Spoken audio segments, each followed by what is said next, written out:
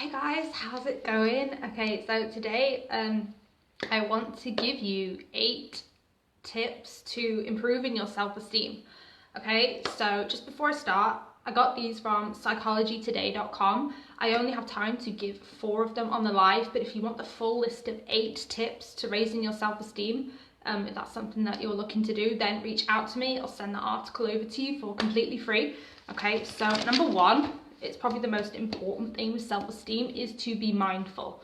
Okay, we can't change what we're doing if we don't know that we're doing it. Okay, and so a lot of reasons why people have low self-esteem is the negative self-talk that they have in their head, the limiting beliefs that they've either created themselves or that they've allowed other people to create, to transfer to them. You know, maybe even since they were children, maybe, you know, when they were a child, an authority figure like a parent or a teacher or a grandparent told them something and it stuck with them, and they carried it with them all their lives, whether they've known it or not. So obviously as a child, if an authority figure tells you something, you know, you believe it, right? Because as a child, you don't usually know any different, okay? If a parent or teacher tells you something, you don't usually question it. It's like, oh, they've told me that, it must be true. Okay, children don't usually know to question authority figures. They just take what they say as gospel, whether that is good or bad, okay? And so, you know, if you become aware of any negative self-talk you have, once you become aware of it, you can start to distance yourself from the feelings that it brings up, the negative feelings that it comes up, like unworthiness, not loving yourself, not feeling inadequate, those kinds of things, those kinds of feelings that negative self-talk brings up, okay? And this can help us identify with them less. When we distance ourselves from those negative feelings, we identify with them less. We don't feel like, because I feel like when you feel the same kinds of feelings over and over, it just becomes part of your identity, right? You say, oh, this is who I am. All right, this is just the way I am, right? And you think that it's just the way I am, it's just I was born this way, and you weren't born that way. You know, there were beliefs that were created either by you or someone else. And so, like I said, if we're not aware of it, we can fall into the trap of believing self-limiting beliefs. That's why it's so important to be mindful and really think about like what we're saying to ourselves and the kinds of feelings that we are getting from those things, okay? And so it's like when you find yourself going down the path, and if I'm looking down, by the way, I've got notes like usual. If you watch me often, you know I always have notes, okay? When you find yourself going down the path of self-criticism, stop and take a note of what's happening. Okay, try to really become aware of it before your thoughts really run away with you and you really start to feel bad. Remind yourself, right, the things you think, they're thoughts, but they're not facts. Okay, there was a great quote, I can't remember who said it, but it went something like, you shouldn't believe every thought you think. Like, don't believe everything you think. All right, that is so true. Okay, because they are just thoughts, they're not facts. Okay, they're things either you believe about yourself, or things that other people have taught you probably as a child, and you've taken them on and they've just become beliefs, and they've just become, you know, part of who you are. Okay, if you are someone that does have a lot of negative self-talk, 10 minutes a day of meditation can really reduce that. It's your mind's still going to chatter. I mean, we all have that negative self-critic, like that little mini me when like you get a good idea to do something and you get fired up about it, and then all of a sudden you have this voice in your head that says, you can't do that, that'll never work. That's your negative inner voice. Okay, and everybody has an inner voice, and if you're listening to this and you're thinking, I don't have an inner voice, that's your inner voice that pipes up. And your inner voice, that negative critic, it wants to keep you safe. It doesn't want you going off down any new paths, doesn't want you doing anything you haven't done before, okay? It wants to keep you safe. It's like it's clinging to the comfort that you're in. Like, let's say, for example, that you all of a sudden, you get the urge to go traveling, all right? Maybe there's some places in the world that you want to see and you're like, I'm going to do it. I'm going to go traveling, okay? All of a sudden you get this little inner voice that pops up and says, oh, you can't go traveling. It's too dangerous. What are you going to do for money?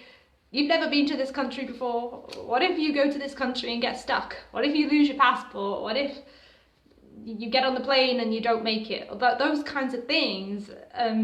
Maybe you get a flashback to watching the news and you heard about someone that went traveling and was never seen again. Like those kinds of things, that's your inner critic, your little ego, if you like, that's trying to keep you where you are. It doesn't want you doing anything new, okay? And so you really need to kind of learn when that's driving. Like, are you driving you? Is your spirit driving you, or is your inner voice driving you? If your inner voice is driving you, it's always going to be negative because it wants to keep you where you are. It wants to keep you safe, okay? Number 2, I know I've kind of harped on number 1 a little bit, but it's so important to be mindful. It's probably the most important thing with self-esteem, is to be mindful of your thoughts and your feelings, okay? And don't believe every thought you think either, because they are just thoughts and you can change them, okay? Number 2 is change your story. So how do you change your thoughts? Change your story. You change your story, the things you tell yourself over and over, like the reasons why you don't have what you want, the things like that. Oh, I'm not good enough, I don't have enough money, I'm too short, I'm too tall, I'm just not enough, okay?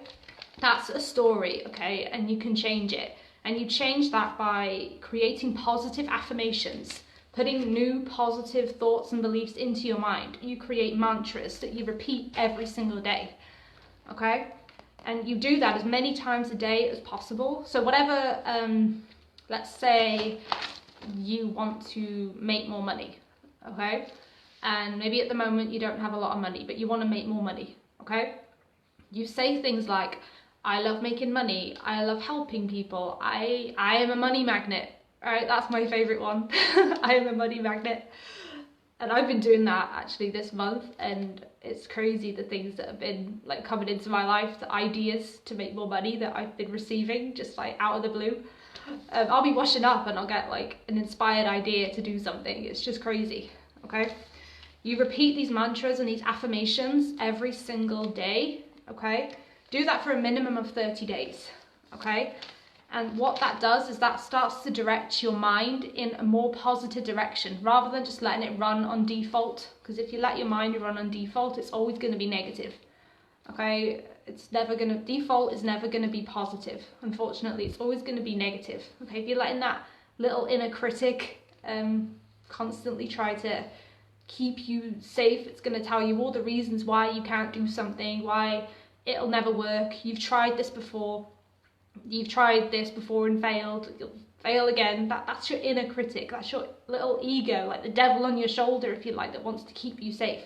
It doesn't want you doing anything new. It doesn't want you doing anything you haven't done before, okay? And so when you start to direct your mind in the direction you want it to go, okay, you start to get different results, right? Because your thoughts, your thoughts become things. The things you focus on in life, they're the things that you receive back, okay? You get more of those things, okay? And so it's kind of like, if you leave your mind unattended and you let it run on default and you don't intentionally put the thoughts in that you want, the things that you would like to show up in your life, it's kind of like, it's like a lazy employee.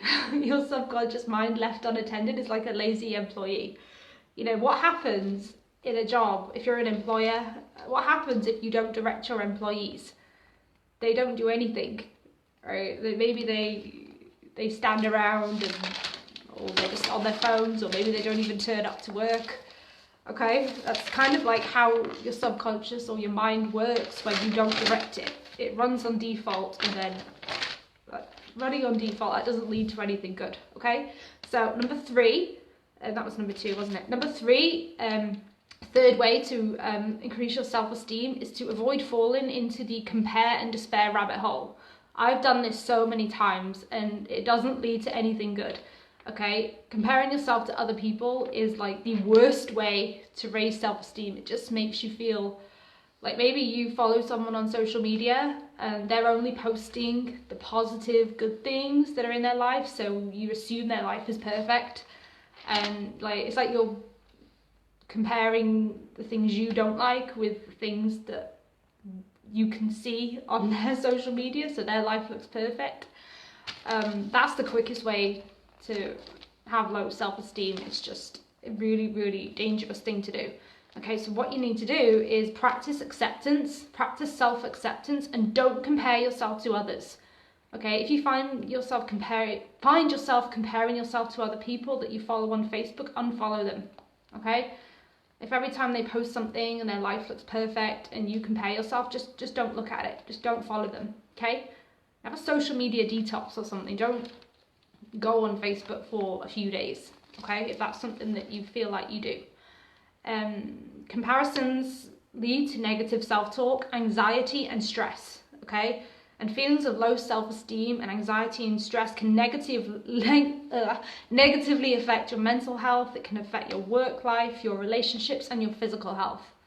Okay, so really, that's just a really dangerous thing to do, comparing yourself to other people. Number 4, I like this one. Channel your inner rock star. Okay, Albert Einstein said, everybody is a genius, but if you judge a fish by its ability to climb a tree, it'll live its whole life believing it's stupid. Okay, fish aren't meant to climb trees, obviously. Okay, and he's basically saying that we all have strengths and weaknesses in our life.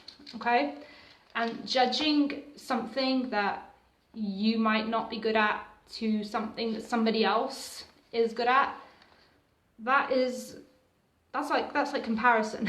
Like that's not that is like not good for self-esteem at all. You know, there could be someone out there that's a brilliant musician, but maybe they're a terrible cook. Does that mean that they're not good at anything? No, that just means that they're good at music, but maybe cooking isn't something that they're brilliant at. Okay, neither quality defines their core self-worth. Okay, so recognize your strengths. What feelings do they create, especially when you feel doubtful? Okay, so recognize what you feel you're good at. You know, what do you feel when you think about something that you're good at? Okay, and in times of feeling doubtful, which everybody does at times, tune into the feelings that you get when you think about the things you're good at. Okay, when you focus on your strengths. Okay, so when you feel doubtful, focus on the things you're good at and the good feelings that generates. Okay, don't focus on the things that you don't feel like you're good at. Okay, obviously work on your weaknesses, but focus on your strengths. Okay, it's easy to generalize when you feel like you mess up or you fail at something. You might, say, oh, I can't do anything, and which isn't true at all. If you mess up in one area, that doesn't mean that you can't do anything. Again, that's a really kind of dangerous thing to say, because it's like you're putting, it's just like when you mess up in one area of your life, don't generalize and say that you mess up in all areas. Okay, and so when you feel, when you do mess up in an area, remind yourself of all the ways that you rock. Remind yourself of all the things that you're good at. Remind yourself of all the times that you did get things right, and focus on those, not on, the things that you didn't get right. Does that make sense? Okay? And when you think of the things that you're good at and you focus on the good points about yourself, right, you gain a more realistic perception of yourself. Okay? Here's an example. Think of a time when you had really good self-esteem, when you just felt like you were on top of the world. Everything you did turned to gold, everything that you touched turned to gold, and just, think of a time when you had really high self-esteem. Like, what were you doing? Like, what were you feeling? And if it's hard, like if you have low self-esteem right now, if it's hard, ask a friend to point them out to you, because I think sometimes it's easier for other people to see the best in us, because sometimes, if we're down, it can be quite hard sometimes for us to see the best in ourselves.